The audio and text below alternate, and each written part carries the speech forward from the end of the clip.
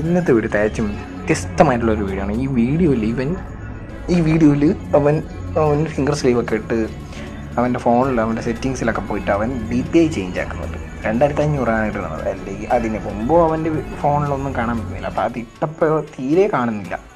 ഇനി അവൻ്റെ game play ആണ് ഇപ്പോൾ കാണിക്കാം. DPI ഇട്ടതിന് ശേഷമുള്ള ഗെയിം പ്ലേ ആണ്. മൂവ്മെൻറ്റ് കാണണം, അപ്പോടുന്നല്ല ഹെഡ് ഷോട്ട്, വിഷയം ഗെയിം പ്ലേ. ഒരു കാര്യം എന്താണെന്ന് വെച്ചാൽ ഈ DPI എന്ന് പറഞ്ഞു കഴിഞ്ഞാൽ ഗെയിം സെൻസിറ്റിവിറ്റി പോലെ തന്നെ നമ്മൾ വിചാരിച്ച രീതിയിൽ പെട്ടെന്ന് നമ്മളെ ചലനങ്ങൾ അല്ലെങ്കിൽ എയിം നീക്കാൻ സഹായിക്കുന്ന ഒരു സാധനമാണ് DPI. അതുകൊണ്ട് നമുക്ക് നമ്മളെ കൈ വളരെ ചുരുക്കം ചലിപ്പിച്ചാൽ തന്നെ നമ്മൾ വിചാരിച്ചതിലും കൂടുതൽ നമ്മുടെ സ്ക്രീൻ തിരിഞ്ഞോ അല്ലെങ്കിൽ ചലനം നമുക്ക് കൂടുതലായിട്ട് കിട്ടും.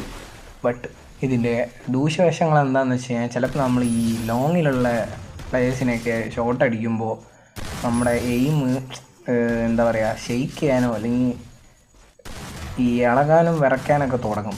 പിന്നെ എന്താണെന്ന് വെച്ച് കഴിഞ്ഞാൽ ചെറിയൊരു നീക്കത്തിൽ ചെറിയൊരു ചേഞ്ച് വന്നാൽ തന്നെ അത് നമുക്ക് ഡിസഡ്വാൻറ്റേജും ആകും. ചിലപ്പോൾ മൂവ്മെൻറ്റ് കൂടും, നമുക്ക് ചിലപ്പോൾ എയിം ഒന്നും കിട്ടത്തില്ല.